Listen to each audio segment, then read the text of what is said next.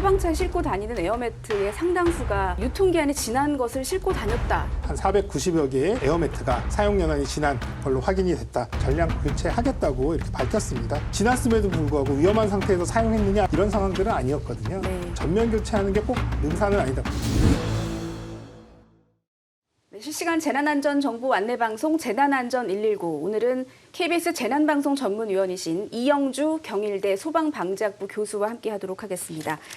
네, 교수님 안녕하세요. 네, 안녕하십니까. 네, 먼저 지난달 22일이었죠. 이 부천 호텔 화재 얘기부터 좀 해봐야 될 것 같습니다. 사망자 7명, 중상자 1명, 그리고 경상자 11명. 경기 남부경찰청에서 기자간담회를 한 내용을 봤더니 처음에 알려진 것과 조금 다른 내용도 있더라고요. 투숙객 규모도 27명이 아니라 54명이었고 여러 가지 논란과 과제도 있었습니다. 태스크포스가 꾸려졌다고 하더라고요. 예, 맞습니다. 지금 이제 밝힌 것은 소방청에서 이번 주에 119 대응극장을 이제 단장으로 하는 소방안전 개선 추진단을 이렇게 이제 발족을 했고요. 네. 그래서 이런 것들을 통해서 이제 여러 가지 민간 전문가 또 그리고 실제로 현장의 소방관들을 다 포함해서 이런 문제점들이라든지 또 개선 대책들을 마련하기 위한 노력들을 시작한다고 밝혔습니다. 다만 이제 말씀하신 대로 지금 현재 경찰에서 수사를 하고 있는 이런 과정이기 때문에 이런 태스크포스가 약간 좀 이른 성급해 보이기도 합니다만 그럼에도 불구하고 또 많은 사망자가 발생한 사고이기 때문에 또 국민들도 많은 관심들을 가지고 있어서 조금 더 선제적으로 빠른 이런 TF 구성들을 한 게 아닌가 보이고요. 이번 TF 같은 경우는 사실 한 5개의 반으로 이제 구분을 해서 예를 들면 현장 대응반, 또 예방 제도반, 그리고 장비 개선반, 그리고 상황 관리반, 교육 훈련반 이렇게 이제 5개 영역으로 나눠서요. 각각의 영역에서 안전에 관련된 부분들 또 이번 사고에 대처할 수 있는 여러 가지 이제 개선 대책들을 마련할 예정입니다. 다만 이제 많은 분들이 이번 사고에서 또 집중적으로 좀 관심을 갖게 된 이런 공기 안전 매트에 관련된 부분들, 네. 이런 부분들 뭐 어떤 매뉴얼을 갖춘다든지 또 이런 부분들 장비의 안전성을 갖추기 위한 여러 가지 기준들을 만든다는 것들, 또 이제 안전성 확보를 위한 뭐 연구 개발 이런 것들을 다 포함하고 있어서 조금 더 종합적인 어떤 대책으로서 좀 실효적인 부분들을 좀 챙길 것으로 보입니다. 네. 사실 이러한 태스크포스는 이런 대형 화재 사고나 여러 가지 사건 사고가 있을 때마다 반복해서 꾸려지곤 하는데 네. 이번에는 좀 실효성이 있었으면 좋을 것 같아요. 어떤 쟁점들이 있을지 좀 궁금하거든요. 논란이 워낙 많았던 사건이어서요. 예, 맞습니다. 사실은 이제 뭐 일단 어쨌든 많은 사망자가 발생했다는 것 자체만으로도 대형 화재로 분류가 될 수 있고 그렇다고 한다면 뭐 여러 가지 이제 왜 이렇게 많은 사람들이 사망하게 됐느냐라고 하는 원인 분석 그리고 또 거기에 대한 피해 확대 요인에 대한 부분들 또 그리고 또 이제 많이 얘기된 이 안전 매트의 운용에 관련된 부분들 또 네. 이제 한간에서 또 많이 말씀들 하시는 것들이 이제 사다리차가 현장에 접근했느냐 또 왜 전개를 못했느냐라고 하는 여러 가지 전술적인 부분들을 포함해서 이러한 내용들을 조금 더 구체화하고 정확하게 들여다볼 필요는 있어 보입니다. 다만 이제 저도 사실은 이제 여러 가지 이런 화재 때 TF에 이제 참여도 하고 자문도 합니다만 네. 이런 과정에서 새로운 대책이나 또 개선 방안들을 빨리 내놓으려고 하는 이런 성급함 이런 것들 때문에 사실 또 국민분들도 그런 것들을 빨리 내놓기를 또 이제 기대하고 계시기 때문에 있으니까요. 사실 네. 충분히 위험에 대한 부분들 또 그리고 이런 원인에 대한 부분들을 분석을 해야지만 또 정확하고 또 필요로 하는 대책들이 나오잖아요. 네. 그래서 오히려 이제 이번 TF에서도 이런 성급하게 빨리 뭔가 결과를 내기보다는 충분한 위험성 또 그리고 이런 과정들에 대한 어떤 복귀를 통해서 재발하지 않도록 하기 위한 정말 실효성 있는 대책들을 좀 내놓을 수 있는 계기가 되면 좋겠다 생각이 듭니다. 네, 정말 좋은 지적을 해주신 것 같은데요. 이 논란이 됐던 사안들을 좀 하나하나 따로따로 짚어보면 좋을 것 같습니다. 먼저 언급을 해주셨지만 에어매트 같은 경우에 이 에어매트의 실효성 논란까지 벌어진 화재 사건이었잖아요. 이 하석권 소방청장이 국회에 출석해서 얘기한 걸 봤더니 상당수의 에어매트가 연수가 상당히 지난 것으로 밝혀졌다. 이렇게 언급도 했고 그렇게 되면 이 소방차에 싣고 다니는 에어매트의 상당수가 일종의 유통기한이 지난 것을 싣고 다녔다. 이렇게 이해를 해도 되는 건가요? 예, 맞습니다. 사실 뭐 그냥 그 문구 자체로만 보면 네. 이렇게 사용할 수 있는 기간이 지났는데도 계속 사용했다고? 야, 이거 문제 있는 거 아니야? 이렇게 이제 생각하실 수는 있을 겁니다. 그래서 아마 이제 국회 행정안전위원회에서도 9월 3일에 이런 부분들에 대한 질의가 이제 집중적으로 이루어졌는데요. 그 당시에도 사실 이제 소방청장이 답변하시기를 사실 이제 소방 장비에 대한 전수조사 결과 약 이제 한 490여 개의 이 에어매트가 사용 연한이 지난 걸로 확인이 됐다. 그래서 네. 이런 것들을 전량 교체하겠다고 이렇게 밝혔습니다. 다만 저는 이전까지는 그러면 이렇게 지났음에도 불구하고 위험한 상태에서 사용했느냐라고 하면 그런 것들은 조금 좀 다르게 볼 수가 있는데요. 네. 이렇게 이제 사용 연수가 지난다 하더라도 지나게 되면 이제 불용 처리라고 해서 이런 것들을 폐기하는 절차를 밟는데 이런 폐기하는 과정, 불용심의위원회에서 이 제품이 사실은 성능상으로나 또 노후화된 상태, 그러니까 예. 충분히 쓸 수 있는 상태라고 확인이 되면 이런 것들을 심의를 통해서 연장해서 사용을 해왔던 거거든요. 그렇기 때문에 사실은 이렇게 전면적으로 다 교체하는 것, 뭐 이런 것들이 사실 뭐 예산도 충분하고 사실 또 기능상의 문제가 있다는 것들이 확인된다면 교체를 하는 게 맞겠습니다만 무조건 전면 교체가 꼭 좋은 건 아니거든요. 왜냐하면 쓸 수 있는 장비를 최대한 또 잘 관리하면서 그렇죠. 오랫동안 쓸 예. 수 있게 하는 것들, 다만 성능적인 하자가 없다는 전제하에 네. 이런 것들은 사실 어떻게 보면 예산 운용상으로나 또 사실 소방의 예산들이 장비 예산이 충분하지 않다 보니까 이런 것들을 조금 더 사용할 수 있는 것들을 사용함으로써 다른 필요한 장비들을 또 구매할 수 있는 기회가 되기도 하기 네. 때문에 이걸 전면 교체하는 게 꼭 능사는 아니다. 다만 성능 또 이번에 이 부천 호텔 화재 이제 에어매트 사고에서도 사실 이 에어매트 자체가 노후화되거나 또 기능상의 문제가 있는 이런 상황들은 아니었거든요. 네. 그래서 오히려 이런 부분들은 물론 이제 지금 현재는 분위기가 전면 교체로 가긴 합니다만 장비의 운영에 있어서 조금 더 잘 관리하고 오래 쓰게끔 하는 것들도 네. 좋은 방법이다 생각이 됩니다. 네. 아무튼 이 부천 호텔 화재 관련해서는 에어매트로 떨어진 두 분이 이제 사망하는 결과가 있었기 때문에 더 논란이 되고 있는 건데 한 분은 이게 뒤집혔고요. 예. 두 번째 분은 이게 뒤집힌 직후에 떨어져서 이제 바닥에 몸이 닿는 일이 벌어졌던 거 아니겠습니까? 이게 매뉴얼이 있었다면 예. 뭐 언제 어떻게 떨어져라라는 어떤 경고를 해주실 수도 있었을 것 같고 한데 매뉴얼이 없었던 건가요? 아니면 있는데 제대로 못 지켰던 건가요? 실제로 표준화된 매뉴얼은 없었다고 보시는 게 맞을 것 같습니다. 지금도 이제 소방 표준 작전 절차 SOP라고 하는데요. 여기서도 사실 이제 에어매트에 관련된 내용들이 있습니다. 이런 에어매트를 뭐 전개하고 뭐 어떻게 하라 뭐 이런 식으로 되어 있는데 세부적으로 전개할 때에 대한 어떤 방법이나 절차나 이런 부분들 또 그리고 설치한 이후에 뭐 이를테면 유도라든지 여러 가지 것들이 통제에 대한 부분들이 구체화되지는 않습니다. 네. 다만 이제 이런 부분들을 사실 어떻게 보면은 야 이렇게 중요하고 안전을 위해서 이런 부분들의 매뉴얼이나 SOP가 왜 없었냐라고 또 이제 의아해하시기도 합니다만 사실 안전매트라고 하는 건 적극적으로 사람들을 이쪽으로 뛰어내리십시오 하는 그런 장비는 아니거든요. 네. 일반적으로 많은 분들이 화재가 나면 고층에서 정이 안 되겠으니까 내가 뛰어내려야지라고 하는 그런 상황에서 그냥 바닥에 떨어졌을 때 오히려 사망하거나 부상당할 위험이 크니까 그런 최소한의 안전조치라도 해놓으면 조금 더 부상이나 위험은 좀 덜하겠다 싶어서 굉장히 수동적으로 설치하는 거라고 보시면 되거든요. 네. 그래서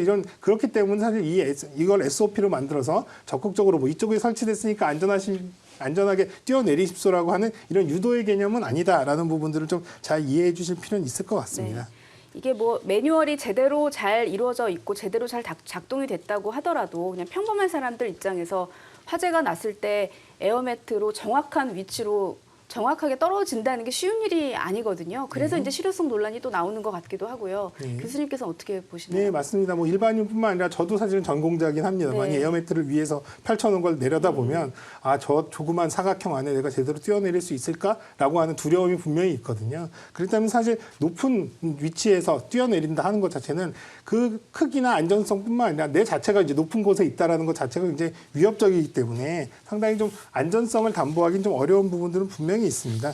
다만 이제 이런 피난 수단 같은 경우들도 지금 다양한 어떤 피난 기구들이 있는데요. 이런 기구들도 사실은 안전성을 충분히 확보해서 하는 이런 장비들은 사실 상당히 좀 부족하거든요. 그렇기 때문에 이렇게 정말 피치 못하게 내가 이거 이렇게 뛰어내려서라도 혹은 이런 피난 기구를 사용해서라도 조금이라도 살 가능성이 높다라고 하는 아주 긴박한 순간에만 사용을 하실 것을 좀 권고드리겠습니다. 네.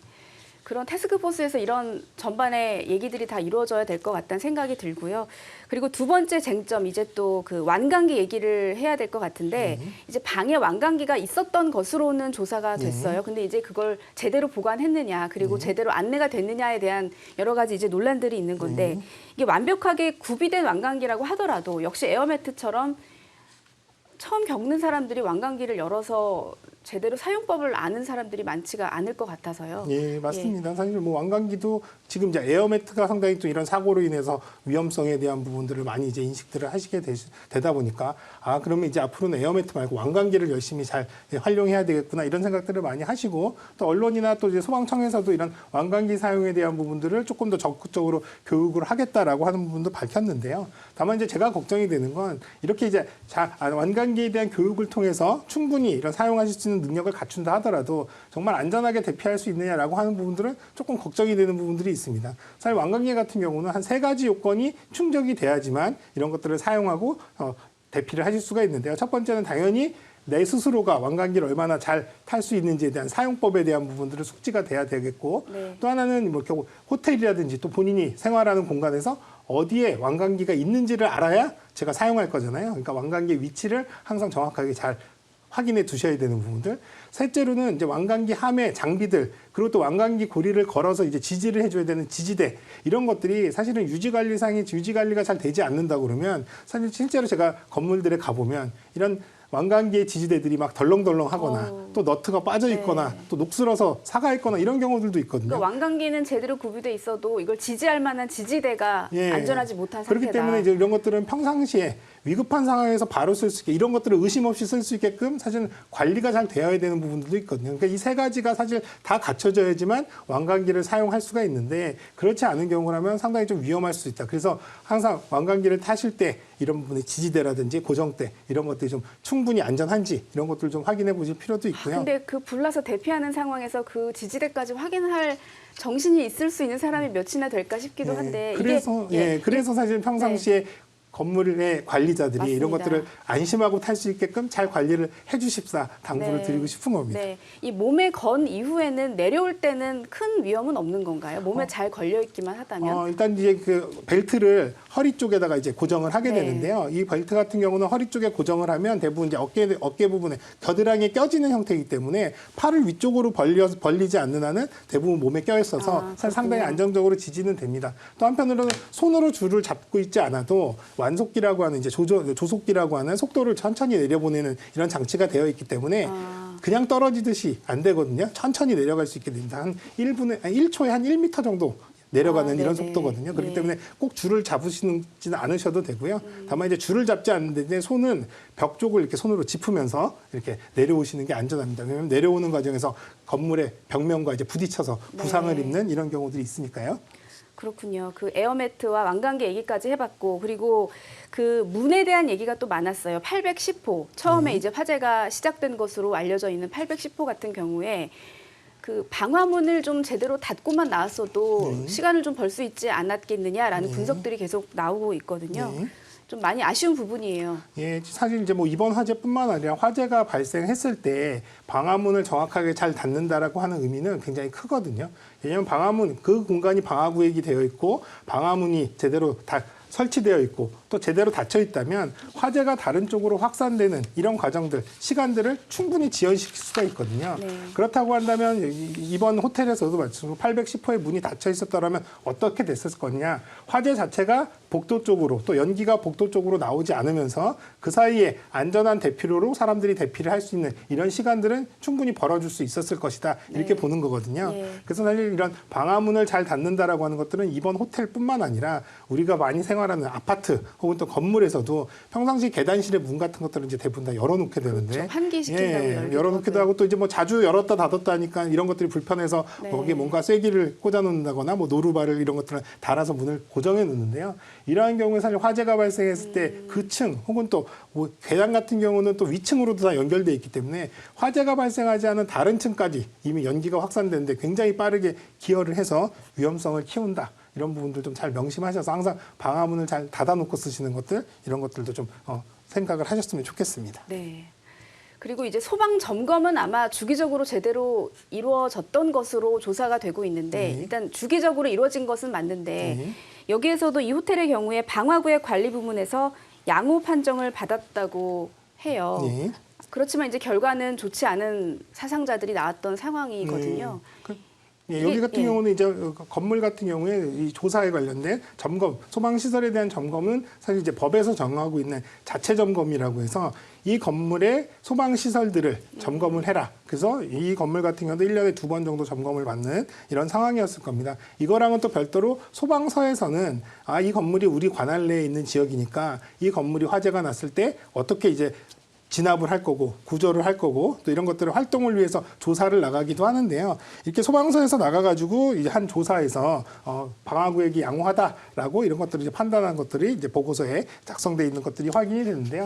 이 당시에도 이제 아마 가서 소방관들이 와서 봤을 때는 방화문들이 이제 객실 문들이 다 그냥 정상적으로 닫혀 있으니까 아 방화구역이 잘 유지되나 보다라고 이제 이렇게 아마 표기를 한 것으로 이렇게 보입니다. 다만 이제 이렇게 조사를 왔을 때는 잘 닫아놓고 쓰다가도 또 이제 조사가 끝나고 오지 않으면 또 자연스럽게 불편하면 열어놓고 쓰게 되고 또 이런 것들을 뭔가 고여놓고 열어놓고 이런 상황들이 이제 반복되다 보니까 사실은 점검 때의 어떤 상황과 실제 사용할 때의 상황들이 달라지는 것들 그런 것들이 또 오히려 위험한 상황으로 사용되게 되는 경우에 뭐 이번 사례처럼 좀 더 피해가 커지는 상황으로 이어질 수도 있다라는 부분들 잘 좀 명심하시면 좋겠습니다. 네.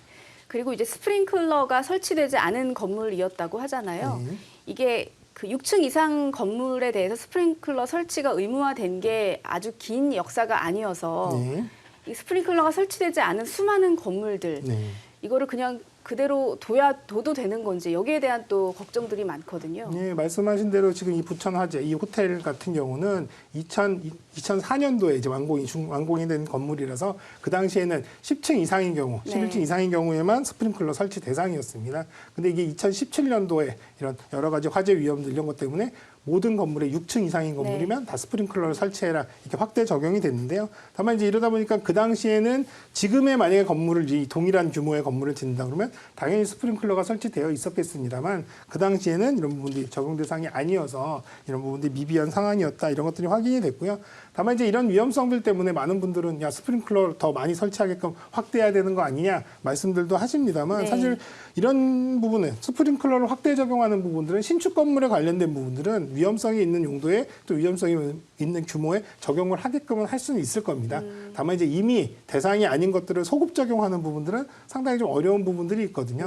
단순히 그냥 뭐 스프링클러 헤드만 설치하면 되는 게 아니라 헤드를 설치하기 위해서 천정면을 다 뜯어내고 거기 이제 배관들도 설치해야 되고 또 여기에 연결되어 있는 펌프라든지 또 수조를 설치해야 되는 이런 여러 가지 것들은 비용적인 부분들도 있지만 사실 건축물의 구조적으로도 사실 그 자체가 안전을 침해할 수 있는 안 될 수 있는 구조들도 있거든요. 그래서 이런 부분들은 단순히 그냥 의무화를 전제한다 이런 것보다는 조금 더 다각적인 노력들 그래서 오히려 자진해서 설치하는 곳들에 인센티브를 준다거나 이런 것들을 좀 하고 싶어하는 것들 안전을 위해서 내가 이런 부분들을 시설을 하겠다라고 하는 부분들을 조금 더 지원해주는 방식 이런 것들도 좀 면밀히 고민을 해볼 필요는 있겠다 생각이 됩니다. 네. 이게 스프링클러라는 게 말 그대로 이 방 안의 온도가 굉장히 많이 높아져서 불이 난 것으로 인식이 되면 자동으로 이제 물이 나오는 시스템인 거잖아요. 그러니까 수동이 아니고 자동으로. 근데 이거를 뭐 일부러 꺼놓거나 하는 경우도 많다고 들었어요.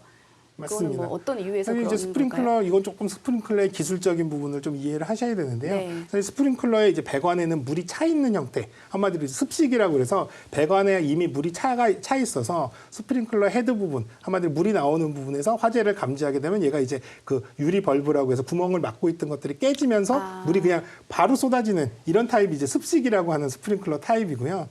이거랑 또 다른 타입은 이제 준비 작동식이라고 하는 얘는 배관에 물이 차 있진 않아요. 왜냐하면 물을 채워놓는 경우에는 사실 이제 동파라든지 이런 부분들이 우려가 있거든요. 그래서 지하 주차장이나 혹은 또 이렇게 동파에 우려가 있는 곳들은 물을 채워놓기가 좀 어렵기 때문에 물이 차 있지 않은 이런 이제 형태로 이제 구성이 되는데 그러면 물이 차 있지 않은 경우에 그러면 화재가 났을 때 어떻게 물이 쏟아지나 이거는 이제 화재 감지기라고 하는 화재 감지하는 이 설비가 화재를 감지하면 펌프에 야 물을 보내줘라라고 해서 신호를 주면 펌프에서 물을 이제 보내줘서 이게 이제 그 배관을 타고 와서 쏟아지는 이런 형태인데 이러다 보니까 이제 감지기가 자꾸 오작동을 하면 불이 안 나도 물이 쏟아지는 이런 상황들이 이제 발생을 하게 되죠. 경보기 울리는 수준이 아니에요. 네, 그렇죠. 그러니까 단순히 경보기가 이렇게 울려서 알려주는 것들은 이게 잘못 울렸구나라고 하면 되지만 펌프가 돌아서 물이 막 쏟아지게 되면 이런 부분들이 이제 부담이 크니까. 재난이네요. 네, 그런 부분들 부담이 생기니까 이런 부분들 때문에 이제 아예 스프링클러를 이제 밸브를 잠가 놓거나 이런 것들을 꺼놓는 상황들. 그래서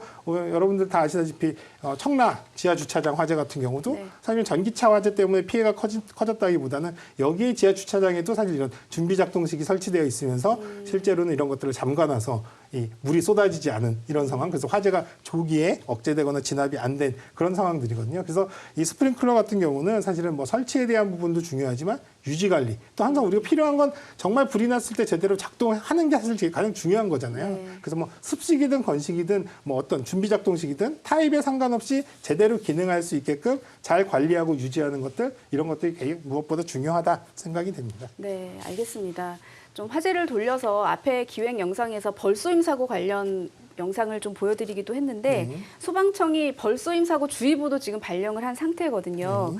그 사실 여름에 시작이 빨랐기도 하고 워낙 더웠어서 이게 벌의 그 공격성이나 벌의 생육에는 어떤 영향을 미칠까도 저는 사실 궁금했거든요. 어떻게 예상을 해볼 수 있을까요? 일단 뭐 벌들도 사실은 뭐 너무 더운 때는 뭐 모기도 없다는 이런 얘기들도 네. 한 것처럼 사실은 가혹한 이런 더위라든지 이런 부분들도 사실은 곤충들한테는 꼭 좋은 영향들을 미치진 않았을 것 같아요. 그럼에도 불구하고 사실은 8월 9월에는 야외 활동이 굉장히 집중되거든요. 8월 같은 경우는 휴가라든지 이런 것들 때문에 야외 활동이 많아지고 9월 같은 경우는 우리나라 같은 경우는 이제 추석이 있다 보니까 추석 시기에 굉장히 많이 이 벌쏘임 사고들이 늘어나는데요. 이러다 보니까 지금 8월, 9월에 지금 표에서 보시는 것처럼 3년 동안 이제 평균적으로 거의 이제 8월에는 한 1,800건 이상 그리고 9월에는 한 1,760건 이상 평균적으로 발생을 하는 것으로 그렇게 이제 확인이 되고 있습니다. 오히려 9월이 더 많은 해들도 있네요. 네, 맞습니다. 예. 9월에는 이제 성묘를 위한 벌초라든지 또 이런 성묘 이런 것들이 이제 갔다가 이런 벌의 쏘임 현상들이 많은데요.